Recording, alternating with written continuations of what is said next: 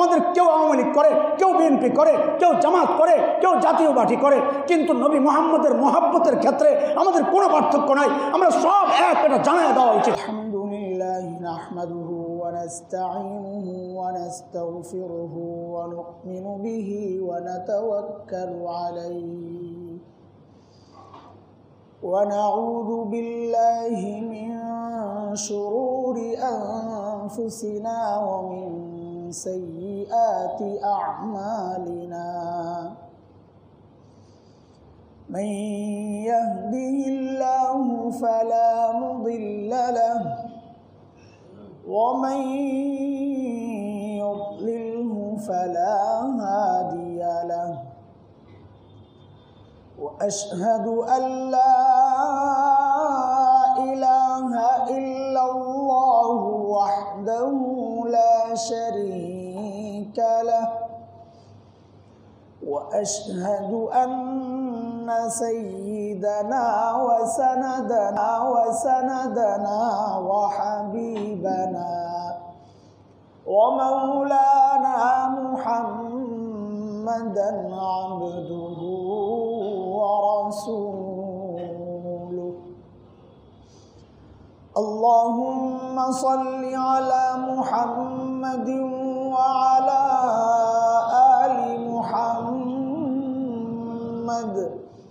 كما صليت على إبراهيم وعلى آل إبراهيم إنك حميد مجيد اللهم بارك على محمد وعلى آل محمد كما باركت على إبراهيم وعلى آل إبراهيم إنك حميد مجيد أما بعد فأعوذ بالله من الشيطان الرجيم بسم الله الرحمن الرحيم إنا أعطيناك الكوثر فصل لربك وانحر إن شانئك هو الأبتر وقال رسول الله صلى الله عليه وسلم فضلت على الأنبياء بست أعطيت جوامع الكلم وجعلت لي الأرض مسجدا وطهورا وأحلت الغنائم وختم بي النبيون وأرسلت إلى الخلق كافة أو كما قال عليه الصلاة والسلام صدق الله العلي العظيم وصدق رسوله النبي الكريم محترم حاضرين রবিউল আউয়াল আগে আলোচনা শুরু করেছি, বলেছি যে এই মাস এবং পরবর্তী আরও কিছুদিন হয়তো লাগবে। এই সময়গুলো আমরা কাটাতে চাই প্রিয় হাবিব সাল্লাল্লাহু আলাইহি ওয়াসাল্লামের আলোচনাগুলো সামনে এনে। আলোচনা শোনার আগে বুঝে নেই নবীর এই আলোচনাগুলো আমরা কেন শুনব। নবীর জীবন ঘনিষ্ঠ, জীবন সংশ্লিষ্ট এই বিষয়গুলো আমরা কেন শুনব, এই কথাটা আগে একটু বুঝে নেই, তাইলে সামনের দিনের আলোচনাগুলো শুনতে সহজ হবে। কি উদ্দেশ্যে আমরা শুনব, তো দুইটা উদাহরণ দিলেই আমরা বুঝবো যে আমাদের আসলে এই আলোচনাগুলোর মূল মাকসাদ কি, উদ্দেশ্য কি। আমি দুইটা উদাহরণ রাখতেছি আপনাদের সামনে। এক নম্বর উদাহরণ হচ্ছে তারা সর্বপ্রথম যে বিষয়টা দেখে দুইটা জিনিস। প্রথমত দেখে এক্সপায়ার ডেট, দ্বিতীয়ত এমআরপিও দেখে, ম্যাক্সিমাম রিটেল প্রাইস কত এটাও দেখে। তো বেশি খেয়াল করে এক্সপায়ার ডেটের দিকে। ডেট যদি একটু কম থাকে 1-2 মাস, যাকে ফার্মেসিওয়ালারা বলে শর্ট ডেটের মাল, ডেট যদি শর্ট হয় তাও ওটা কেউ নিতে চায় না। আর যদি এক্সপায়ার হয় তো প্রশ্নই আসে না। সেটা যত পুরাতন হবে তার রাগ আর ক্ষোভ ওই বিক্রেতার প্রতি ততই বাড়বে, যে পাগল, ডাকাত, বাটপার, আরও কত কিছু বলবে। আমার মতো রাগে হইলে তো মাইরা দিবে মুখের মধ্যেই। এটা একটা উদাহরণ। এই কথার সাথে কারো কোনো দ্বিমত আছে কিনা এখানে মধ্যেই? এটা একটা উদাহরণ। এই কথার সাথে কারো কোনো দ্বিমত আছে কিনা এখানে? থাকলে বলে ফেলেন, পরে কিন্তু কথা আবার ঘুরাইতে পারবেন না। আগের থেকে আপনাদেরকে একটু আটকায় রাখি। আমার এই উদাহরণের সাথে কারো কোনো বক্তব্যের দ্বিমত আছে আমার বক্তব্যের? আবারও বলি, থাকলে বলে ফেলেন। ঠিক আছে, আলহামদুলিল্লাহ। উদাহরণ নাম্বার 2 বুঝতে সহজ হবে, এই জন্য আগের থেকে আপনাদেরকে বানতেছি আর কি, বুঝতে সহজ হবে। উদাহরণ নাম্বার 2, নতুন জামাই, বরযাত্রী। তো যেতে যেতে রাস্তাঘাটের যে অবস্থা এখন, রাস্তায় জ্যাম পড়ছে। দুপুরের আগেই যাওয়ার কথা ছিল, সাথে সাথেই দুপুরের খাওয়ার দাওয়াত মেয়ের বাড়িতে। যেতে যেতেই তো 4টা বেজে, রাস্তায় জ্যাম। তো মেয়ের গার্ডিয়ান বা বাবা স্বাভাবিকভাবেই বলবে যে আগে খাওয়া দাওয়ার কাজটা সেরে নেন, এরপরে হবে। তো সবাই বলে ঠিক আছে, খাওয়া দাওয়ার ঝামেলাটা আগে সেরে নেই, তারপরে পরে হবে ইনশাআল্লাহ। তো এই অবস্থায় জামাইয়ের সামনে খাবার, সবার সামনে খাবার। তো সাধারণত আমরা দেখি যে জামাইয়ের সামনে খাবারের ডিশটা একটু ব্যতিক্রম হয়, বড় ডিশ দেয়। যদি ঢাকায়া জামাই হয় আপনাদের, তা তো কথাই নাই। আইটেমের হিসাব করতে করতে জান শেষ। যত রকমের কাবাব আছে, আস্তা খাসি, মুরগি, মুরগির ভিতরে ডিম, ডিমের ভিতরে মুরগি। এখন যে কত রেসিপি বাড়িয়েছে, আমি তো প্রথম বুঝি না এটা কী জিনিস।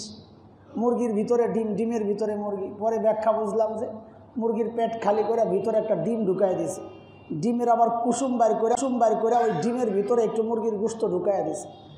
ওটার নাম দিয়েছে মুরগির ভিতরে ডিম, ডিমের ভিতরে মুরগি। তো জামাইয়ের সামনে এগুলো সব পরিবেশন করা হয়েছে। জামাই বাবু তো রুমাল মুখে দিয়া চুপচাপ বসা। এখন তো ছেলেমেয়েরা রুমালও মুখে দেয়, শরম টরম তো আগেই ভাঙ্গা শেষ।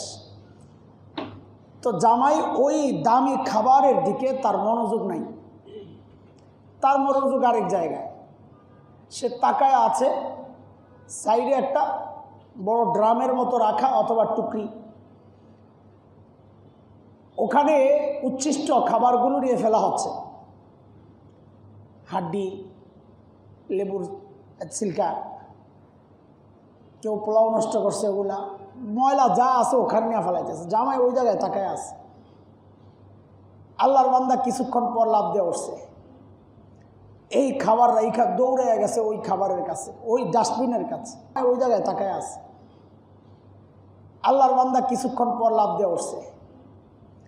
এই খাবার রাইখা দৌড়ে গেছে ওই খাবারের কাছে, ওই ডাস্টবিনের কাছে। যাই প্রথমেই ধরছে একটা রানের হাড্ডি, ওইটাকে চাবাইতেছে বৈশা বৈশা। আর একটা লেবুর সিল্কা, রস তো নাই, সিল্কাটাই খাইতেছে। একটু পোলাও নেয়। দূর থেকে মেয়ের বাবা এই দৃশ্য দেখছে, দেখা তো অবাক, খায় আল্লাহ এটা কোন জামাই। ঘটকরে ডাক দিছে, মেয়ে বাবা একটু এদিকে আসেন। ঘটক তো মনে করছে আমার বিলটা বুঝি এখনই দিয়ে দিবে।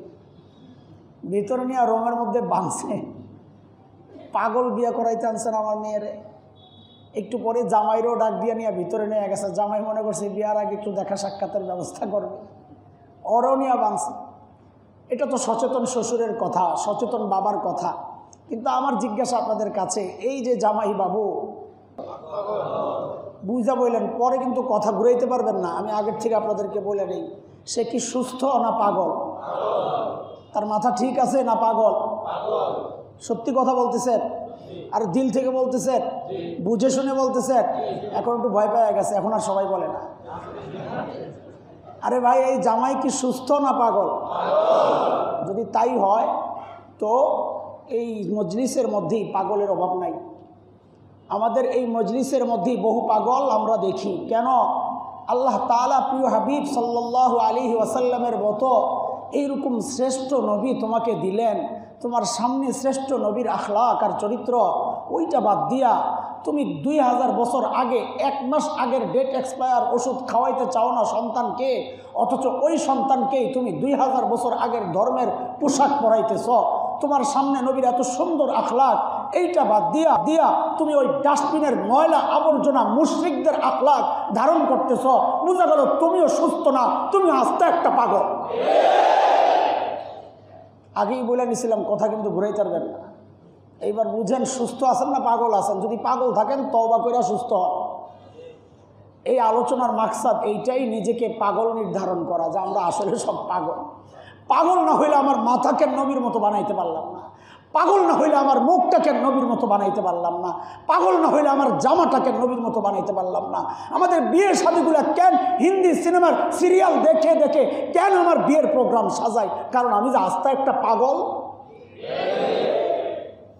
আমাদের আলোচনার মাকসাদ এটাই, আমি যে সুস্থ না, আমি যে পাগল। এত বড় নিয়ামত পাইয়া এই নিয়ামতের কদর যে করতে পারলাম না, এইটা একটু দিলের মধ্যে জাগায়া দেওয়া, যে কত বড় নিয়ামত পাইছি।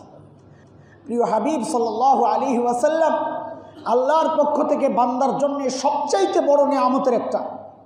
কোরআনে কারীমে আল্লাহ যত নিয়ামতের কথা বলেছেন, 2টা নিয়ামতের ক্ষেত্রে আল্লাহ বলেছেন আমি অনুগ্রহ করেছি, খোটা দিচ্ছেন। তা আমরা আল্লাহর শানে খোটা শব্দটা বেমানান, এই জন্য আমরা খোটা বলবো না, কিন্তু আরবিতে খোটার যে আরবি ওইটাই আল্লাহ ব্যবহার করেছেন, যে আমি তা করেছি। একটা হচ্ছে ঈমানের নিয়ামত, ইয়ামুন্নুনা আলাইকা আন আসলামু কুল লা তামুন্নু আলাইয়া ইসলামাকুম বালিল্লাহু ইয়ামুন্নু আলাইকুম আন হাদাকুম লিল ঈমান ইন কুনতুম সাদিকিন। এই আয়াতে আল্লাহ বলেন আমি ঈমানের নিয়ামত দিয়া তোমাদের উপর দয়া করছি। একটা ঠিক, আল্লাহু আলাল মুমিনিনা ইয বা'আসা ফীহিম রাসূলান মিন আনফুসিহিম ইয়াতলু আলাইহিম আয়াতিহি ওয়া ইউযাক্কিহিম ওয়া ইউআল্লিমুহুমুল কিতাবা ওয়াল হিকমাহ وَإِن كَانُوا مِن قَبْلُ لَفِي ضَلَالٍ مُبِينٍ। এই আয়াতেও আল্লাহ বলতেছেন, এ মুমিনরা, আমি আমার নবীকে তোমাদের কাছে পাঠাইয়া তোমাদের উপর একটা বড় দয়া করছি। তার মানে আমার নবী আমার জন্যে অনেক বড় নিয়ামত। নিয়ামতের কদর করি না, নিয়ামত চিনি তো না, কদর করবো কেমনি? নিয়ামত চিনি তো না, চিনলে না কদর করব, মূল্য দিব। চিনি তো না, এটা যে দামি জিনিস। ভাই আমি আমার মাকসাদ আগেই ঠিক করে নিছি। এখন শুধু আমরা শুনতে থাকবো কত বড় নিয়ামত পাইছি। সূরা কাউসার শুরু করছি, উদ্দেশ্য হচ্ছে আপনাদের সাথে কোরআনের সাথে একটু আপনাদেরকে জুড়ে দেওয়া। নবী আলাইহিস সালাম সংশ্লিষ্ট যে আয়াত আর সূরাগুলো আছে, সূরাগুলো আয়াত খুঁজতে গেলে অনেক লম্বা সময়, সারা বছর চলে যাবে। শুধু সূরাগুলো, ছোট্ট ছোট্ট সূরাগুলো, সূরা কাউসার, সূরা নাসর, সূরা লাহাব, সূরা দোহা, সূরা ইনশিরাহ, যেগুলো শুধুই নবী আলাইহিস সালামের সাথে সংশ্লিষ্ট, এই সূরাগুলার তাফসীর করব। মাকসাদ হচ্ছে আমার নবীর শান মান, আমার নবীর পরিচয় আপনাদের সামনে তুলে ধরার চেষ্টা করব ইনশাআল্লাহ। মাকসাদ কি? মাকসাদ হইল যেন বুঝতে পারি যে আল্লাহ এত বড় নিয়ামত দিছেন আর আমি কি পাগলামি করতেছি। যেন আমার পাগলামি থেকে আমি ফেরত আইসা আমার নবীকেই আমার আদর্শ বানাইতে পারি। আমার নবীকে আমার নেতা বানাইতে পারি, আমার সব কিছুর মধ্যে যেন নবীর ভালোবাসা আর মহাব্বত ফুটে ওঠে। এই হলো মাকসাদ, আমাদের উদ্দেশ্য। আল্লাহ তাআলা সূরা কাউসার নাজিল করেছেন কখন? যখন নবী আলাইহিস সালাতু ওয়াস সালামের ছেলে ইব্রাহিম অথবা কাসিম ইন্তেকাল করলেন ছোট বয়সেই। তো আরবের লোকেরা যাদের ছেলে মৃত্যুবরণ করে, যাদের ছেলে হয় না অথবা মৃত্যুবরণ করে, তাদেরকে তারা বলতো আবতার। আবতার এমনি শব্দের অর্থ হচ্ছে লেজ কাটা। তো লেজ কাটা কেন বলতো? বলতো হচ্ছে যে সে নির্বংশ হয়ে গেল, তার নাম বলার মতো ভবিষ্যৎ আর রইল না। এটাকে বলা হয় আবতার। তো এটাকে বলা হয় আবতার। তো নবী আলাইহিস সালাতু ওয়াস সালামের যখন ছেলে মারা গেল, তখন আস ইবনে ওয়াইল এই পান্ডা, বিশেষ করে কেউ কেউ কাব ইবনে আশরাফের কথা বলেছেন, কেউ কেউ উকবার কথা বলেছেন, কিন্তু আস ইবনে ওয়াইল এই পান্ডাই এই কাজটা বেশি করেছে।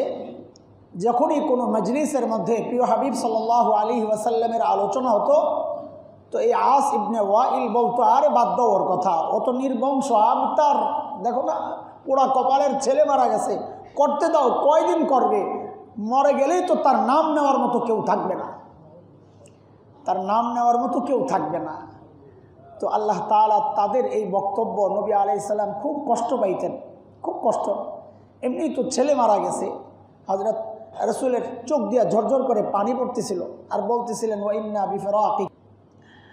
তো এক কষ্টের উপর আবার তাদের এই খোঁচানো কষ্ট, আরেক কষ্ট, কষ্টের উপর কষ্ট। আল্লাহ তাআলা প্রিয় হাবিব সাল্লাল্লাহু আলাইহি সাল্লামকে সান্ত্বনা দেওয়ার জন্য এই সূরাটা নাজিল করলেন। হযরত আনাস রাদিয়াল্লাহু তাআলা আনহু বলেন যে নবী আলাইহিস সালাম একটু কেমন যেন অন্যমনস্ক হয়ে গেলেন, অথবা একটু তন্দ্রা তন্দ্রা ভাব মনে হইল, যে ঘুমাচ্ছেন বোধ হয়। হঠাৎ যেন নবীর হুঁশ ফিরে আসলো,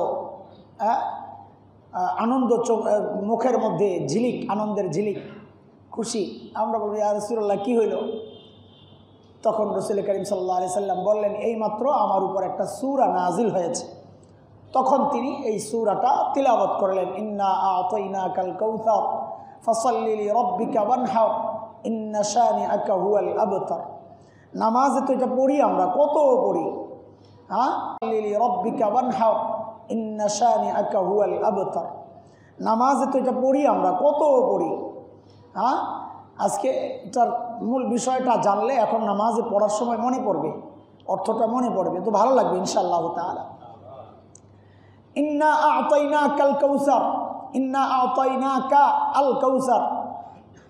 নবী, আমি আপনাকে দিয়েছি আল কাউসার, আপনাকে কাউসার দিয়েছি। কাউসার কি? কারো কারো বক্তব্য হচ্ছে কাউসার জান্নাতের একটা নহর, জান্নাতের নহর স্পেশাল, যেটা আল্লাহ তাআলা আর কাউকে দেন নাই, দিবেনও না, শুধু যা আমার নবীর জন্য বরাদ্দ। এটা কারো কারো মত।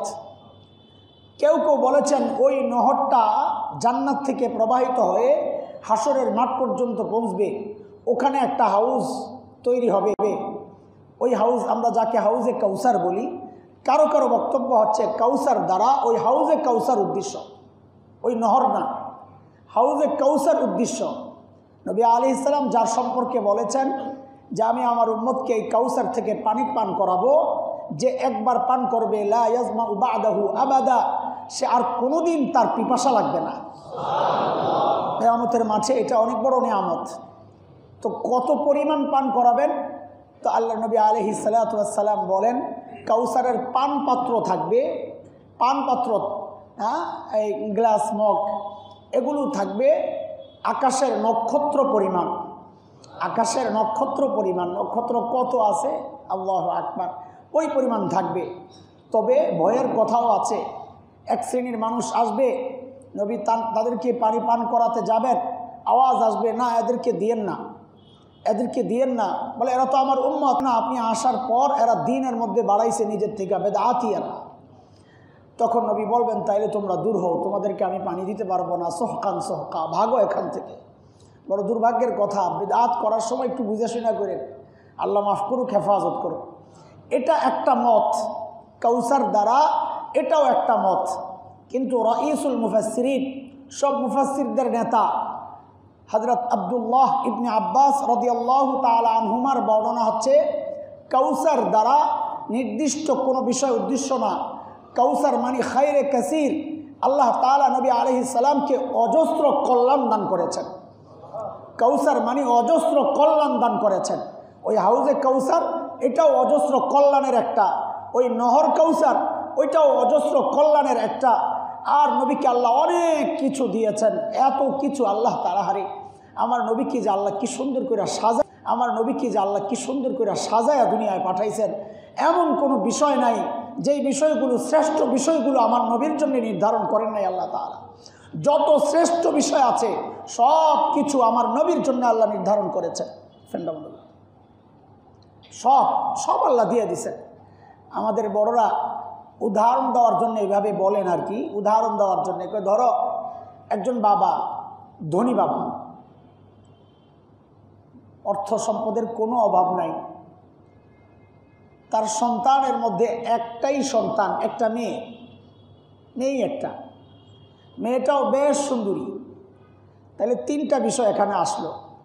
এক হচ্ছে বাবা খুব সম্পদশালী, দ্বিতীয় হচ্ছে সন্তানও একটা তাও মেয়ে, তৃতীয় হচ্ছে মেয়েটাও খুব সুন্দরী। মানুষ আহ্লাদি হওয়ার জন্যে যা যা দরকার সবগুলাই আছে।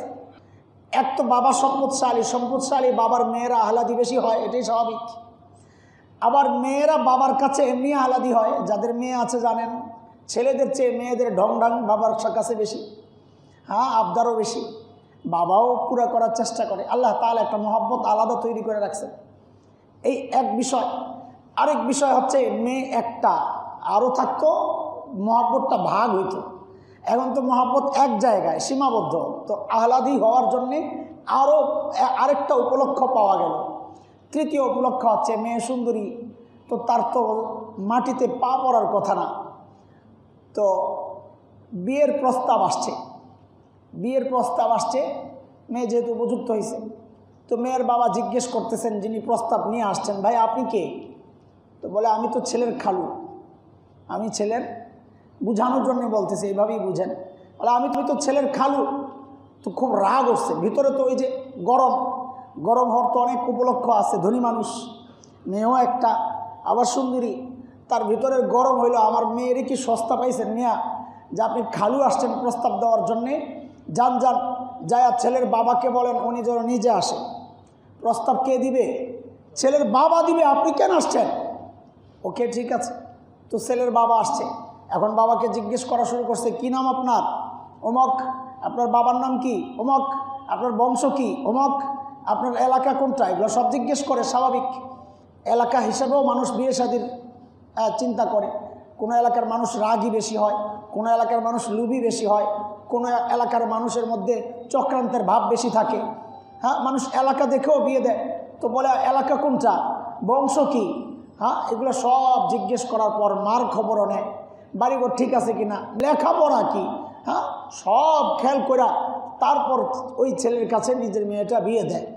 বিয়ে ঠিক করে, ঠিক করার পর এরপর বাবার পক্ষ থেকে মেয়ের জন্যে সাজায়া দেওয়ার বাবার যে দায়িত্ব যেটা আদায় করে, সেটা বাবা কি করে, মার্কেটে গেলে সর্বোচ্চ সুন্দর শাড়িটা, সবচাইতে দামি শাড়িটাই কিনবে। একটাই তো মেয়ে, তার দেওয়ার মতো আর কেউ তো নাই, শুধুই তো মেয়ে, সম্পদের তো অভাব নাই। তো সে গয়না কিনতে গেলেও সবচেয়ে সুন্দর দামি গয়না দিবে।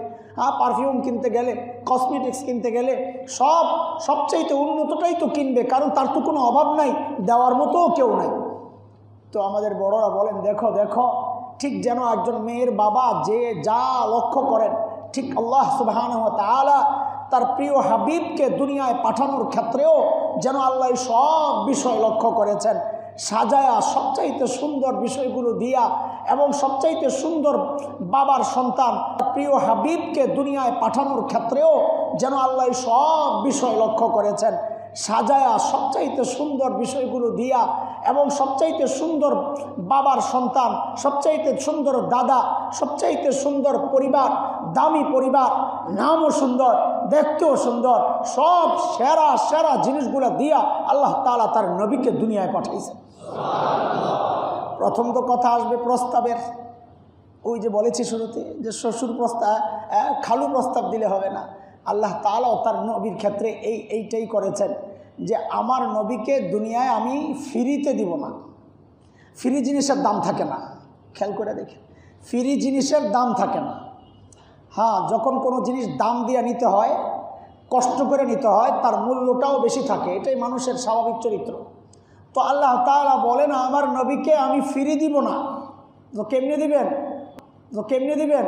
বলে আমার কাছে প্রস্তাব দিতে হবে। প্রস্তাব বলে প্রস্তাব কে দিবে? বলে ছেলের বাবা দিবে। কে দিবে? ছেলের বাবা দিবে প্রস্তাব। বলে ছেলের বাবা পাবো কই? বলে হ্যাঁ, ছেলের বাবা হচ্ছে মিল্লাতা আবিকুম ইব্রাহিম। ছেলের বাবা কে? ইব্রাহিম আলাইহিস সালাতু ওয়াস সালাম। ছেলের বাবা ইব্রাহিম আলাইহিস সালাতু ওয়াস সালাম। আল্লাহ ইব্রাহিম আলাইহিস সালামকে দিয়া প্রস্তাব দেওয়াইছেন। কখন? যখন খলিল ইব্রাহিম বাইতুল্লাহ বানাইছেন, বানায়া আল্লাহ তার দিলের মধ্যে ওটা ঢেলে দিয়েছেন যে খলিল আপনি এত দামি একটা জিনিস বানাইলেন, তো আপনি আমার কাছে কি চাইবেন? চান আমি আপনাকে দিব। সালতোতা, আমি আপনাকে দিব, আপনি চান আমার কাছে। তো খলিলও চিন্তা করছেন, সারা জিন্দিগি চাইয়া পাইছি জমজমওয়ালা ইসমাইল আলাইহিস সালাম। সারা জিন্দিগি আল্লাহর কাছে রব্বি হাবলি মিনাস সালিহিন, রব্বি হাবলি মিনাস সালিহিন, সারা জিন্দিগি আল্লাহর কাছে দোয়া করে সবচাইতে বড়টা যে আল্লাহ এবার আর জমজমওয়ালা না, এইবার আমি তোমার কাছে চাই কৌসারওয়ালা। আরে ভাই, কোরআনে আসছে, এই দোয়াটা কোরআনে আসছে। রব্বানা ওয়াবআথ ফীহিম রাসূলাম মিনহুম ইয়াতলু আলাইহিম আয়াতিকা ওয়া ইউআল্লিমুহুমুল কিতাব ওয়াল হিকমাতা ওয়া ইউযাক্কিহিম ইন্নাকা আনতাল আজিজুল হাকীম। আল্লাহ, আমি সেরা নবীকে চাই যিনি আসবেন এখানে, এসে এই এলাকাকে আবাদ করবেন, বাইতুল্লাহকে আবাদ করবেন। দোয়া করছেন কে? আমি শিখাইয়া দিই, বলেন তো মজা লাগবে বলার সময়। দোয়া করছেন খলিলুল্লাহ। কে দোয়া করছেন? দোয়া করছেন খলিলুল্লাহ, আল্লাহর কাছে দোয়া করছেন। পাশে কিন্তু বসে রয়েছেন জাবি করছেন, পাশে কিন্তু বসে রয়েছেন জাবিহুল্লাহ ইসমাইল। হযরত ইসমাইলকে কি বলা হয়? জাবিহুল্লাহ। ওই যে জবেহ করার জন্য আল্লাহর রাস্তায় নির্ধারিত হয়েছিল, আল্লাহ কবুল করেছেন, এই জন্যে এটাকে বলা হয় জাবিহুল্লাহ। তো মানব ইতিহাসে জাবিহুল্লাহ দুইজনই নবী আলাইহিস সালামের বাবা। আসবো ইনশাআল্লাহ পরে। তো পাশে বসে আছেন জাবিহুল্লাহ ইসমাইল আলাইহিস সালাম। দোয়া করছেন কে? আবেদন পাঠাইছেন কে? খলিলুল্লাহ। কে? আবেদন, দোয়া মানে আল্লাহর কাছে আবেদন পাঠানো। আবেদন পাঠাইছেন কে? হ্যাঁ, ওই আবেদনের মধ্যে একটা সুপারিশ করে দিছেন আমিন বইলা। হ্যাঁ, আমিন বইলা একটা সুপারিশ করে দিছেন হচ্ছে জাবিহুল্লাহ। কে? দোয়া করছেন কে? দরখাস্ত জমা দিছেন কে? খলিলুল্লাহ। সুপারিশ করছেন কে? জাবিহুল্লাহ। দেখেন, যেই জায়গায় যেই অফিসে বসে কারবার হয়েছে সচিবালয়, সেই অফিসের নাম হচ্ছে বাইতুল্লাহ। অফিসের নাম কি? আবার বলেন, দোয়া করছেন কে? সুপারিশ করছেন কে? অফিসের নাম কি? তো আল্লাহ বলেন খলিলুল্লাহ দোয়া করছেন, জাবিহুল্লাহ সুপারিশ করছেন, বাইতুল্লাহর মতো বরকতময় জায়গায় বসে বসে কারবার হয়েছে। যাও যাও, দোয়া কবুল করলাম, আমিও পাঠাইয়া দিলাম হাবিবুল্লাহ। হাবিবুল্লাহর মানে বুঝেন? আয় মালিক, প্রেমাস্পদ, আল্লাহর প্রেমাস্পদ মানে আল্লাহ নিজে যার প্রেমে বসছেন। খলিল আর হাবিবের পার্থক্য এটাই, খলিল তো হচ্ছেন আল্লাহর একান্ত বন্ধু, মানে খলিল নিজে প্রেমে পড়ছেন। খলিল নিজে প্রেমে পড়ছেন আল্লাহর। আল্লাহ ওই প্রেমকে স্বীকৃতি দিয়েছেন, ওয়াত্তাখাযাল্লাহু ইব্রাহিমা খলিলা। খলিল, আপনি যে আমাকে একান্ত বন্ধু হিসাবে কবুল করেছেন, আমি এটা স্বীকৃতি দিয়ে দিলাম, আল্লাহ তাআলা বলেছেন। কিন্তু আমার নবী স্বীকৃতি দিয়ে দিলাম, আল্লাহ তাআলা বলেছেন। কিন্তু আমার নবী খলিলুল্লাহ না, আমার নবী হচ্ছেন হাবিবুল্লাহ। হাবিব হচ্ছে প্রেমাস্পদ, অর্থাৎ আল্লাহর নিজে আমার নবীর প্রেমে পড়েছেন। আল্লাহু আকবার, কি মহব্বত করছেন আমার মালিক আমার নবীকে, সুবহানাল্লাহ। তো আল্লাহ পাঠানোর সময় হয়েছে, কিন্তু সময় যে হয়েছে মজমা তো ঠিক নাই। প্রধান বক্তা যে আসবেন, আরে ভাই দুনিয়া দিয়ে বুঝেন তো বুঝাটা সহজ হবে। প্রধান বক্তা যে এখন বক্তব্য দিতে আসবেন দুনিয়ায়, মজমা তো এলোমেলো। তো আল্লাহ তাআলা একজন ঘোষক ঠিক করছেন, এই ঘোষক আপনি ঘোষণা দেন যে প্রধান বক্তা আসতেছে, কেন যেন মজমাটা ঠিক হয়। তো আল্লাহ ঘোষক নির্ধারণ করছেন একজনকে, হযরতে ঈসা আলাইহিস সালাতু ওয়াস সালাম। কাকে? হযরতে ঈসা আলাইহিস সালাম। হযরত ঈসাকে কেন নির্ধারণ করলেন? কারণ হযরতে ঈসা আলাইহিস সালাম আল্লাহর কাছে এই আখেরি পয়গম্বরের উম্মত হইতে চাইছেন। আশা প্রকাশ করছেন, আমি যদি আখেরি নবীর উম্মত হইতাম। তো আল্লাহ তাআলা বলছেন ঠিক আছে, আখেরি নবীর উম্মত হবেন তো একটা সিস্টেমে তো যাওয়া লাগবে। সিস্টেমটা কি? আপনি ঘোষণা দেন। তো ঘোষক যিনি প্রধান বক্তার আগমনের ঘোষণা দেয়, তো মজমা যখন শেষ হয় ওই ঘোষক আবার দাঁড়ায় বলে আজকের মতো প্রোগ্রাম এখানেই শেষ ঘোষণা করা হলো, বলে না? তো আল্লাহ তাআলা যেহেতু নবীকে পাঠাবেন ঘোষণা দেওয়ার জন্যে যে মজমা শেষ, এই জন্য আগে ঘোষণা দেওয়াইছেন যে মজমা শেষ হওয়ার আগে প্রধান বক্তা আসতেছে। প্রধান বক্তার মিশন যখন শেষ হবে, কিয়ামত হয়ে যাবে, কিয়ামতের আগে দিয়া ঠিক ঈসা আলাইহিস সালাম আবার দুনিয়ায় আইসা বলবেন যে প্রধান বক্তা শেষ, চলে গেছে, মজমাও শেষ, কিয়ামত চলে আসবে, আমি ঘোষণা দিতে আসছি, আবার আসছি।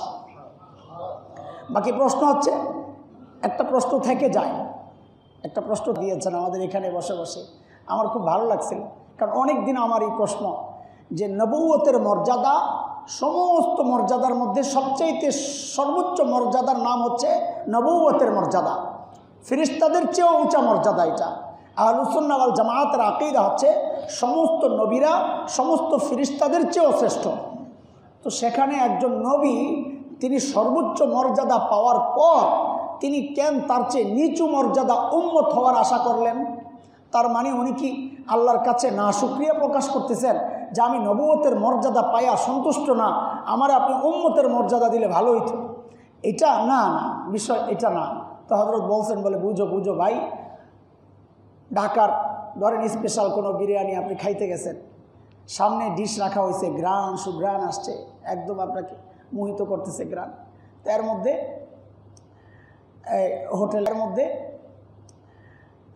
হোটেল রেস্টুরেন্টের ছেলেটা আইসা বলে, স্যার আমাদের স্পেশাল একটা চাটনি আছে, দেব কি? তো বলে দাও, কেন যেন বিরিয়ানিটার টেস্ট আরও বেড়ে যায়। তো বলে দেখো, ওই যে সে চাটনিটা চাইছে এর অর্থ এটা না। বলে ঠিক আছে, তাহলে বিরিয়ানিটা নিয়ে যাও, চাটনিটা দাও। বরং বিরিয়ানির স্বাদ বাড়ানোর জন্যই চাটনিটা চাইছে। বিরিয়ানির দামই বেশি, চাটনির কোনো দাম নাই, দাম থাকলে অল্প, বিরিয়ানির দামটাই বেশি। কিন্তু চাটনি চাওয়ার অর্থ এটা না যে আমি বিরিয়ানি ত্যাগ করতেছি, চাটনি দাও, বরং বিরিয়ানির স্বাদ বাড়ানোর জন্যই চাটনিটা চাচ্ছে। বলে ভাই, নবুয়তের মর্যাদা তো বড়, বিরিয়ানি এটা।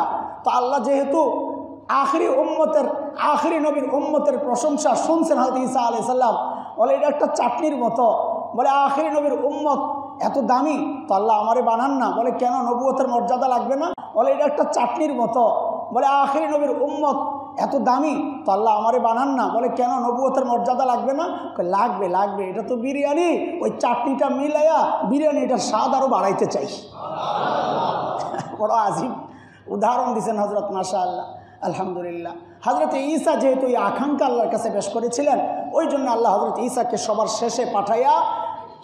শেষে পাঠাইয়া নবীর আগমনের সুসংবাদ দেওয়াইছেন। সূরা সফের মধ্যে আসছে, হযরত ঈসা বলেন, وَإِذْ قَالَ عِيسَى ابْنُ مَرْيَمَ يَا بَنِي إِسْرَائِيلَ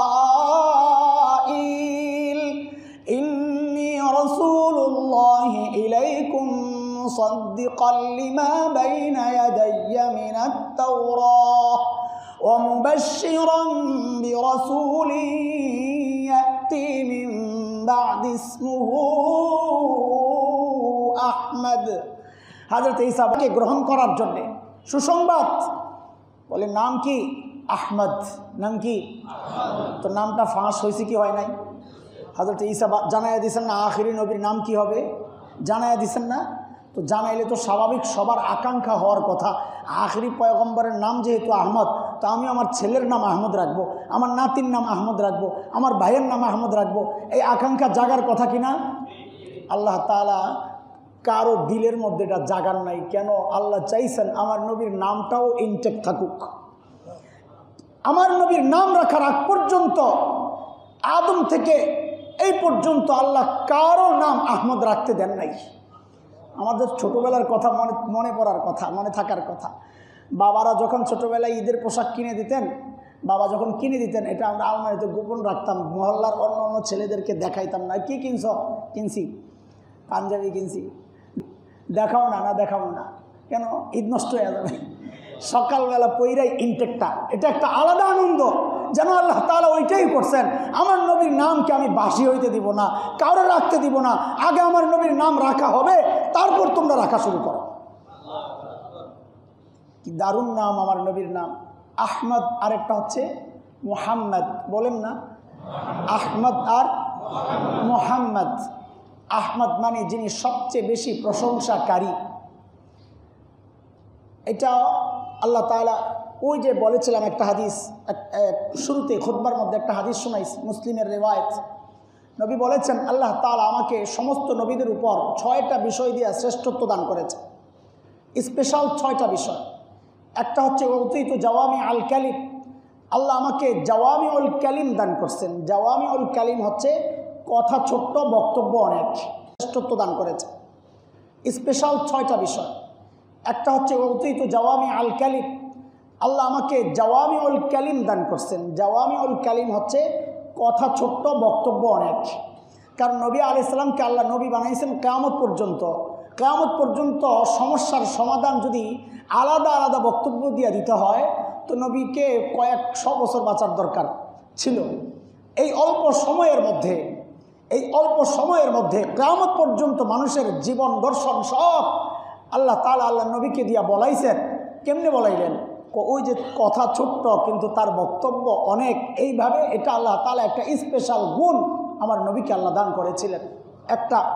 2 নম্বর, নবী বলেন জুইলাত লিয়াল আরদু মাসজিদান ওয়া তাহুরা। আল্লাহ তাআলা আমার জন্য, আমার উম্মতের জন্য এটা স্পেশাল। জমিনকে আল্লাহ তাআলা পবিত্রতার বিষয় বানাইছেন। পানি দিয়েও পবিত্রতা অর্জন করা যায়। পানি থাকবে না তো তায়াম্মুম করা যায়। ইস্তিনজার সময় পানি নাই তো মাটি দিয়েও পবিত্রতা অর্জন করা যায়। এটা আর কোনো উম্মতকে আল্লাহ এই সুযোগ দেন নাই। আরেকটা হচ্ছে এই জমিনকে আল্লাহ তাআলা আমাদের জন্য মসজিদ বানাইছেন। আমাদের নামাজ পড়ার জন্যে, জামাত করার জন্যে আমরা মসজিদে আসি, হ্যাঁ, কিন্তু জামাত রাস্তায়ও হইতে পারে। মসজিদের একটা আলাদা দাম, আলাদা সওয়াব, হ্যাঁ, আলাদা গুরুত্ব। কিন্তু আমরা চাইলে নামাজ রাস্তায়ও পড়তে পারি, আমরা চাইলে নামাজ ঘরেও পড়তে পারি। অন্য অন্য ধর্মের ইবাদত ঘরে করা যায় না। তাদের ইবাদত করার জন্য তাদেরকে তাদের নির্দিষ্ট জায়গায় যেতে হয়, কানিসায় যেতে হয়, গির্জায় যেতে হয়, নির্দিষ্ট জায়গায় যেতে হয়। কিন্তু আমাদের ইবাদত করার জন্য নির্দিষ্ট জায়গায় যাওয়া লাগে না। হ্যাঁ, নির্দিষ্ট জায়গায় আসলে একটা নির্দিষ্ট ইবাদত, ফরজ নামাজের জন্য আসতে হয়। অন্য সমস্ত নামাজ, সমস্ত ইবাদত, এমনকি জরুরতের ক্ষেত্রে ফরজ নামাজ সহ আমরা মসজিদের বাহিরেও আদায় করতে পারি। মাসিরাতা শাহর, এক মাস দূরত্ব, 1 মাস দূরত্বের জায়গায় থেকেও কাফেররা নবীর চেহারার চিন্তায় ভয়ে অস্থির থাকতো, কাঁপতো। এটা আল্লাহ ঢুকাইয়া দিছেন। আল্লাহ বলেন এটা, আর নবী বলেন আল্লাহ এটা আমাকে স্পেশাল একটা গুণ দিছেন। হ্যাঁ, ভয় পাওয়া যেত, দেখলেই ভয় পাওয়া যেত। এটা একটা। নবী বলেন আল্লাহ তাআলা ওয়া উহিল্লাত লানাল গনাইম, গনিমতের মাল, যুদ্ধলব্ধ মাল, এটা আর কারোর জন্য হালাল ছিল না। যুদ্ধলব্ধ মালকে জ্বালায়া দেওয়া হতো অন্য ধর্মে। তো আল্লাহ তাআলা এই উম্মতের জন্য নবীর মাধ্যমে যে যুদ্ধলব্ধ মাল, ধর্মীয় যুদ্ধ, জিহাদ, যেগুলো যুদ্ধলব্ধ মাল খাওয়া, ভোগ করা, এটা অনুমতি হালাল আল্লাহ তাআলা করেছেন, সিস্টেমের মধ্যে হালাল করেছেন। এই একটা। আল্লাহ তাআলা, আল্লাহ নবী বলেন ওয়া উরসিলতু ইলাল খালকি কাফা, পূর্বেকার সমস্ত নবীর জন্য এলাকা নির্ধারিত ছিল। আল্লাহ তাআলা, আল্লাহ নবী বলেন ওয়া উরসিলতু ইলাল খালকি কাফা, পূর্বেকার সমস্ত নবীর জন্যে এলাকা নির্ধারিত ছিল, সময় নির্ধারিত ছিল, কওম নির্ধারিত ছিল। যেমন আমি সূরা সফের যে 6 নম্বর আয়াত পড়েছি, সেখানেও হযরত ঈসা আলাইহিস সালাম বলেছেন, ইয়া বনি ইসরাঈল ইন্নী রাসূলুল্লাহি ইলাইকুম, ও বনি ইসরাঈল, আল্লাহ আমাকে তোমাদের রসুল বানায়া পাঠাইছেন, গোটা দুনিয়ার জন্য পাঠান নাই। আজকের বিকৃত বাইবেলের মধ্যেও হযরত ঈসার এই বক্তব্য আসছে যে আল্লাহ হযরত ঈসাকে ওই বাইতুল মুকাদ্দাস এরিয়ায় একটা নির্দিষ্ট অঞ্চলের জন্য পাঠাইছেন। ওটা আজকের বিকৃত বাইবেলের মধ্যেও আছে। তো আল্লাহ তাআলা কোনো নবীকে গোটা দুনিয়ার জন্য পাঠান নাই, কোনো নবীকে কিয়ামতের পর্যন্ত পাঠান নাই, কোনো নবীকে সমস্ত কওমের জন্য আল্লাহ পাঠান নাই। নবী বলেন উরসিলতু ইলাল খালকি কাফা, আল্লাহ আমাকে সমস্ত মাখলুকের জন্য পাঠাইছেন, শুধু মানুষ না, সমস্ত মাখলুকের জন্য পাঠাইছেন, শুধু মানুষ না, সমস্ত মানুষ তো বটেই, আল্লাহ জীবজন্তুর জন্য আমার নবীকে রহমত হিসাবে পাঠাইছেন এবং কিয়ামত পর্যন্ত নবী। এটা আরেকটা দিয়া নবী বলেন অখুতিমা বিয়ান নবিয়্যুন, আল্লাহ আমার মাধ্যমে নবুয়তের রাস্তাকে বন্ধ করে দিয়েছেন, আমি সর্বশেষ নবী, আমার পর আর কোনো নবী নাই। এই 6টা স্পেশাল জিনিস আল্লাহ নবীকে দান করেছেন। আরও অনেক আছে। ইমাম সুয়ুতি রহমতুল্লাহ আলাই বলেছেন যে আমি তো এরকম 63টার মতো পেয়েছি যে আল্লাহ অন্য কোনো নবীকে দেন নাই, শুধু আমাদের নবীকে দিয়েছেন। এর মধ্যে একটা হচ্ছে মাকামে মাহমুদ, যেটা কোরআনে আসছে, ওমিনাল লাইলি ফাতাহাজ্জাদ বিহি নাফিলাতাল লাক আসা আন ইয়াবআসাকা রাব্বুকা মাকামান মাহমুদা। নবী, আপনাকে আমি মাকামে মাহমুদে অধিষ্ঠিত করব। আমরা আজানের পরে দোয়া করি না, তাতে ওয়াদা করেছেন, আপনি নবীর জন্য যে ওয়াদা করেছেন ওই ওয়াদা মতো আপনি নবীকে মাকামে মাহমুদে অধিষ্ঠিত করুন। আজানের পর দোয়া করি না আমরা। এটা মাকামে মাহমুদ কি? মাকামে মাহমুদ কি? মাহমুদ মানে প্রশংসিত জায়গা, মাকাম মানে জায়গা, প্রশংসিত জায়গা মানে কি? মানে হচ্ছে কিয়ামতের মাঠে সমস্ত উম্মত, সমস্ত নবী পেরেশান, হায় আর কত অপেক্ষা, হিসাব কেন শুরু হয় না, হিসাব কেন শুরু হয় না, একটা কিছু হয়ে যাক ফয়সালা, আবার একটু ফ্যানটা চালান, একটু পরে আবার বন্ধ করে দিয়ে, একটা ফয়সালা কিছু হয়ে যাক, এইভাবে আর কতদিন অস্থির সবাই উম্মত ওই নবীর কাছে ছুটবে, ওই নবী বলবে ওই নবীর কাছে যাও, ওই নবী বলবে আমি জানি না, ইয়া নাফসি ইয়া নাফসি। আয় শেষ উম্মত সবাই যখন নবীরাও বলবে এই কাজ সারতে পারে একজন আখিরি পয়গম্বর মুহাম্মদুর রাসূলুল্লাহ সাল্লাল্লাহু আলাইহি ওয়াসাল্লাম, যাও সবাই তার কাছে যাও। সবাই গিয়ে দেখবেন আল্লাহর নবী সেজদায় লুটায়া আছেন। হ্যাঁ, আরশের খুঁটি ধরে, চেয়ারের খুঁটি ধরে আল্লাহর নবী সেজদায় লুটাইয়া কাঁদতেছেন আর আল্লাহর প্রশংসা বাণী উচ্চারণ করতেছেন। হাদিসে আসছে, নবী বলেন ওই জায়গায় আমি যে প্রশংসার শব্দগুলো বলবো এটা কেউ কোনোদিন বলে নাই, বলবেও না। এই জন্য আমার নবীর নাম আহমদ, সবচেয়ে বেশি প্রশংসাকারী। ওই জন্যে ওই জায়গার কারণেই আল্লাহর নবীর মতো এরকম প্রশংসা আর কেউ করে নাই, করতে পারবেও না। তো আল্লাহ তাআলা তখন নবীকে বলবেন আপনি ওঠেন, অনেক হয়েছে, ওঠেন, সালতোতা, ওঠেন, কি চান বলেন, দিয়ে দিব। তো বলে আল্লাহ বিচারের কাজটা শুরু করে দেন। এটাকে বলে শাফাআতে কুবরা, বড় শাফাআত, সব উম্মতের জন্য শাফাআত, গোটা মানব জাতির জন্য শাফাআত, যে আল্লাহ বিচারের কাজটা শুরু করে দেন। এটা টোটাল সকলের জন্য শাফাআত, এই জন্য এটাকে বলে শাফাআতে কুবরার জন্য শাফাআত, এই জন্য এটাকে বলে শাফাআতে কুবরা, বড় শাফাআত। তো নবী আলাইহিস সালামের এই চাওয়া আল্লাহ কবুল করবেন, করে বিচার কাজ শুরু করবেন। এটা দেখে সমস্ত মানুষ আমার নবীর প্রশংসা করা শুরু করবে।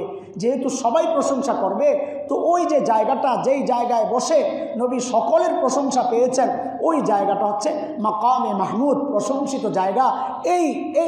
এই সম্মান আল্লাহর কাউকে দেন নাই, এই সম্মান কাউকে দেন নাই আল্লাহ তাআলা। সুবহানাল্লাহি ওয়া বিহামদি। আমার নবীকে আল্লাহ আরও কী সম্মান দিয়েছেন আমি এটা আগামীতেও বলবো ইনশাআল্লাহ তাআলা, আল্লাহ যদি তৌফিক দেন। আজকে আরেকটা নাম নিয়ে একটু কথা বলে শেষ করতেছি, যেহেতু সময় আমাদের চলে গেছে। আমার নবীর আরেকটা নাম কি? এতক্ষণ তো আহমদ বললাম, আরেক নাম কি? মুহাম্মদ সাল্লাল্লাহু আলাইহি ওয়াসাল্লাম। হ্যাঁ, ফিদাকা বিআবি ওয়া উম্মি ইয়া রাসূলুল্লাহ। ওগো হাবিব আমার, আপনার জন্য আমার জান করতে পারি কুরবান। ঠিক আছে না ইনশাআল্লাহ? ওগো নবী আমার, আপনার জন্য আমার জান করতে পারি কুরবান। নবী আপনার জন্য লড়তে পারি, আপনার জন্য মরতেও পারি ইনশাআল্লাহ। ইনশাআল্লাহ মুহাম্মদ মানে যিনি সবচেয়ে বেশি প্রশংসিত, বড় আজীব এক নাম আল্লাহ রেখে দিয়েছেন। আল্লাহ নামগুলো আগের থেকে এত সুন্দর করে ফিট করে রাখছেন। দেখেন আল্লাহ তাআলা যখন দুনিয়া আমার নবীকে পাঠান, কার ঘরে পাঠাইছেন? আব্দুল্লাহ। বাবার নাম কি? আব্দুল মুত্তালিবের তো আরও ছেলে ছিল, আব্দুল শামস, আব্দুল উজ্জা, আব্দুল হারিস, নৌফল, হামজা, আব্বাস, এগুলো সব আব্দুল মুত্তালিবের ছেলে। আর কারো ঘরে না পাঠায় আল্লাহ পাঠাইলেন আব্দুল্লাহর ঘরে। অথচ ওই সময়ে এই নামটা সাধারণত কেউ রাখে না, কারণ আব্দুল্লাহ মানে আল্লাহর বান্দা। এরা তো শিরিক করে, এরা তো আল্লাহর বান্দা না, এরা তো ওই যে বলে আব্দুল উজ্জা, উজ্জার বান্দা, লাতের বান্দা, হুবালের বান্দা, হারিসের বান্দা, শামসের বান্দা, সূর্যের বান্দা। শিরিকি শব্দ। আল্লাহ আগের থেকেই বাবার নামটা আব্দুল্লাহ বানায় রাখছেন। কেন? যেন দুনিয়ার মানুষ বলতে না পারে, নিজে তাওহীদের দাওয়াত দেয়, বাবার নামই তো শিরিক। হ্যাঁ, আল্লাহ আগের থেকেই শিরিক মুক্ত এমন এক নাম দিয়ে রাখছেন যে নামের মধ্যে নবীর মিশন ইঙ্গিত করে। নবীর মিশন হচ্ছে বান্দাকে আব্দিয়ত শেখানো, গোলামি শেখানো, যে আমি আল্লাহর বান্দা, বন্দিগি শেখানো, এটা নবীর কাজ। আগের থেকে আল্লাহ ঠিক করে রাখছেন। বড় দামি সম্পদ, আমানত রাখতে হবে। আল্লাহ তাআলা আগে থেকেই স্রোতের উল্টা বিপরীত মদিনায় এই নাম রাখা হয় না। নবীর নানার বাড়ি তো মদিনায় রাখা রাখছেন। কেন? যে আমানত তো রাখতে হবে। সন্তান লালন পালন করা খুব কঠিন কাজ, বিরক্তিকর কাজ। আর যদি নিজের সন্তান না হয় তা তো আরও বিরক্তিকর, কারণ নিজের সন্তান হইলে কষ্ট মনে হয় না, মার কলিজা এটা মাইনা নেয়। আরেকজন মানুষ যখন অর্থের বিনিময়ে লালন পালন করবে তার তো কষ্টটা বেশি লাগবে। এই জন্যে যেন বিরক্ত না হয়, আল্লাহ আগের থেকেই একটা নাম ঠিক করে রাখছেন। যারে দিয়া নবীকে আল্লাহ লালন পালন করাবেন তার নাম ঠিক করে রাখছেন হালিমা। হালিমা মানে সহনশীলা, যা আমার নবীকে লালন পালন করতে গিয়ে কিন্তু বিরক্তি প্রকাশ করা যাবে না। নামের সাথে চরিত্রের কি সম্পর্ক? এটাও হাদিসের কথা। লিল ইসমি নসিবু, নামের মধ্যেই চারিত্রিক অবস্থা ফুটে ওঠে। হযরত ওমরের কাছে একজন আসছে, হযরত আমার ছেলে তো আমার কথা শোনে না। তো হযরত বলে, নাম কি রাখছো? বলে, নাম তো জোল। বলে, আগে যায় নামটা চেঞ্জ করো, আগে নাম চেঞ্জ করো, তারপর আসো। নাম এমন রাখছো উল্টা পাল্টা তো করবেই। আমাদের সন্তানরা তো বড় হবেই, আমাদের সন্তানরা তো বড় হয় না। কেমনে বড় হবে? তারা তো এখন আমরা বাবু ডাকি, নামও তো বাবু। তো বাবু বড় হবে কেন? বাবু আর কোনো দিন বড় হয় না, বাবুই থাকে। নামের মধ্যে চরিত্রের একটা বিষয় ফুটে ওঠে, চরিত্রের মধ্যে নামের একটা বিষয় ফুটে ওঠে। তো যাই হোক, আল্লাহ তাআলা আমার নবীর নামটা আগের থেকে এমন রাখছেন যে নিন্দা করবা না। আমার নবীর নাম মুহাম্মদ। মুহাম্মদ মানে যিনি অধিক প্রশংসিত। বলেন তো, মুহাম্মদ মানে অধিক প্রশংসিত। আল্লাহ নাম আগের থেকেই ফিট করে রাখছেন। এইবার তো মক্কার কাফিররা, বুখারীর রিওয়ায়াত আসছে, মক্কার কাফিররা আমার নবীর নামে যায় আর বাজারে হাটে ঘাটে যায় বদনাম করে। যায় কি বলে, এই ওই যে মুহাম্মদ আস্তা পাগল, নাউজুবিল্লাহ, আস্তা পাগল, জাদুঘর। এখন সাধারণ মানুষের একটা চিন্তা, না বললেন হলো অধিক প্রশংসিত, কারণ তাদের কাছে তো আরবি আর বাংলা নাই, আমাদের জন্য না তর্জমা করতে হয়। বিল্লাহ, আস্তা পাগল, জাদুঘর। এখন সাধারণ মানুষের একটা চিন্তা, না বললেন হলো অধিক প্রশংসিত, কারণ তাদের কাছে তো আরবি আর বাংলা নাই, আমাদের জন্য না তর্জমা করতে হয়, তাদের তো এটা ভাষাই আরবি। তো বলছে অধিক প্রশংসিত। অধিক প্রশংসিত যে ওই যে লোকটা অধিক প্রশংসিত, এ কিন্তু পাগল। মানুষ বলে, আরে অধিক প্রশংসিত আবার পাগল হয় কেমনে? পাগল আবার অধিক প্রশংসিত হয় কেমনে? ভালো বিপদে বসছে তো আয়সা এদের বৈঠক বসছে, পরামর্শ, বুখারীর রিওয়ায়াত, পরামর্শ সিদ্ধান্ত হয়েছে যে না, মুহাম্মদ এই নামটা পাল্টাইয়া বদনাম করো। নাম রাইখা বদনাম করলে তো হয় না, সারাদিন বদনাম করলাম, বদনাম করার আগে বলতেছি যিনি অধিক প্রশংসিত। তো অধিক প্রশংসিতর আবার বদনাম হয় কেমনে? যার বদনাম হয় সে আবার অধিক প্রশংসিত হয় কেমন? তো নাম পাল্টায়া রাখছে মুজাম্মাম, অধিক নিন্দিত। কি নাম রাখছে? মুজাম্মাম, অধিক নিন্দিত। তো বাজারে যায় বলতেছে, ওই যে মুজাম্মাম লাগে যেন নবীর দুশ্মনদের নামও আল্লাহ আগের থেকে ফিট করে রাখছেন। ফ্রান্সের যে ভদ্রলোক আমার নবীর বিরুদ্ধে উস্কানি দিল, যারা আমার নবীর ব্যঙ্গচিত্র আঁকলো, সর্বোচ্চ ধৃষ্টতা দেখাইলো, সে রাষ্ট্রীয়ভাবে তাদেরকে সাপোর্ট করলো। আল্লাহ তাআলা মনে হয় নামটা আগের থেকে ফিট করে রাখছেন। নাম কি? ম্যাক্রো। আরবিতে লেখলে আমরা লিখি মাকরু, কি আরে বলেন না, মাকরু তো দুই রকমের, একটা মাকরুহে তানজিহি আর একটা মাকরুহে তাহরিমি। এতদিন মাকরুহে তানজিহি ছিল, যেহেতু অমুসলিম নবীর দুশ্মনী প্রকাশ করার পর এটা মাকরুহে আর তানজিহি রয় না, এটা এখন মাকরুহে তাহরিমি। মারাত্মক ভয়ঙ্কর ধরনের মাকরু মানে অপছন্দনীয়, এই নামটা আমাদের কাছে ভয়ঙ্কর ধরনের অপছন্দনীয়। আল্লাহ যেন আগের থেকে নাম ফিট করে রাখছে। আমার নবীর সাথে যারা দুশ্মনী করবে জগতের মধ্যে তাদের মতো নিকৃষ্ট প্রাণী আর একটাও নাই। কারণ আল্লাহ তাআলার সাথে সরাসরি এটা চ্যালেঞ্জ। আল্লাহ যাকে এত মহব্বত করে পাঠাইলেন, হ্যাঁ আল্লাহ যাকে এত মহব্বত করে পাঠাইলেন, যার জন্য আল্লাহ তাআলা বলেছেন যতদিন আপনি থাকবেন আমি আযাব দিব না। আমার নবীর কি দাম? ওমা কানাল্লাহু লিউআযিবাহুম ওয়া আনতা ফীহিম, নবী যতদিন আপনি থাকবেন আমি আযাব দিব না। যাক, আমার নবীর কি ইজ্জত আর কি সম্মান! আল্লাহু আকবার। আল্লাহ দেন নাই আযাব, যতদিন নবী ছিলেন গজব দেন নাই আল্লাহ তাআলা। এত সম্মানী মানুষটাকে যারা অসম্মানিত করে তাদের সাথে আমাদের কোনো সম্পর্ক নাই, তাদের সাথে আমাদের কোনো সম্পর্ক থাকতে পারে না। তাইলে বোঝা যাবে নবীর ইজ্জত আর সম্মান আমার দিলের মধ্যে ওইভাবে বসে নাই। বলে আমাদের করণীয় কি? আমাদের করণীয় একটাই, আমাদের সর্বোচ্চ প্রতিরোধ। তাদের বয়কটের আওয়াজ উঠছে গোটা দুনিয়া থেকে। আলহামদুলিল্লাহ, তাদের মাতবুরিয়ার বাহাদুরিয়ার শক্তির মূল জায়গাটা হচ্ছে অর্থনৈতিক শক্তি। এটাই তাদের মূল বাহাদুরি। ওই অর্থনৈতিক শক্তির মধ্যে দুনিয়া থেকে আলহামদুলিল্লাহ তাদের মাতবুরিয়ার বাহাদুরিয়ার শক্তির মূল জায়গাটা হচ্ছে অর্থনৈতিক শক্তি। এটাই তাদের মূল বাহাদুরি। ওই অর্থনৈতিক শক্তির মধ্যে যদি একটু আঘাত করা যায়, বলে আমার আঘাত দ্বারা কী হবে? বলে আরে ভাই, আমার এই ছোট্ট ছোট্ট কণা দিয়েই তো পাহাড় হয়। একটা পাহাড় তো হঠাৎ করে হয়ে যায় না। আমাদের এই ছোট্ট ছোট্ট কণার বয়কট থেকেই গত সপ্তাহের তো রিপোর্ট $25 বিলিয়ন ডাউন হয়ে গেছে শেয়ার মার্কেট। আল্লাহু আকবার। গোটা দুনিয়ার মুসলমান যদি তাদের পণ্যগুলো বয়কট করা শুরু করে, বাংলাদেশেও অনেক পণ্য আছে যেগুলো খুব চলে, ওই টোটাল গাড়ির ইঞ্জিনের তেল যেগুলো লাগে, হ্যাঁ, এরপরে ওষুধ কোম্পানি যারা ডাক্তার আছেন, হ্যাঁ, সানোফি লিখবেন না আপনারা, এর বিকল্প ওষুধ আছে বাংলাদেশে। এদের সাথে আমাদের সমস্ত রকমের সম্পর্ক ছিন্ন করা উচিত। এদের দূতাবাসের যারা কর্মকর্তা আছে এদেরকে, আমাদের কেউ আওয়ামী লীগ করে, কেউ বিএনপি করে, কেউ জামাত করে, কেউ জাতীয় পার্টি করে, কিন্তু নবী মুহাম্মদের মহব্বতের ক্ষেত্রে আমাদের কোনো পার্থক্য নাই। আমরা সব এক, এটা জানায় দেওয়া উচিত। এটা কোরআনের কথা। সূরাত আত-তাওবার আয়াত 12-র মধ্যে আল্লাহ বলেছেন, ওয়া ইন্নাকাসু আইমানাহুম মিন বাদি আহদিহিম ওয়া তাআনু ফি দীনিকুম ফাকাতিলু আইম্মাতাল কুফর ইন্নাহুম লা আইমানা লাহুম লাআল্লাহুম ইয়ানতাহুন ওয়া তাআনু ফি দীনিকুম, যারা দ্বীনকে নিয়ে কটাক্ষ করে, নবীকে গালাগালি করে, আল্লাহ বলেন লা ঈমানা লাহুম, এদের সাথে কোনো চুক্তি চলতে পারে না, কোনো মৈত্রী চুক্তি তো দূরের প্রশ্নই আসে না, কোনো আমাদের কূটনৈতিক সম্পর্ক থাকতে পারে না। এটা আমার ঈমান, এটা আমার নবীর ইশক আর মহব্বতের দাবি।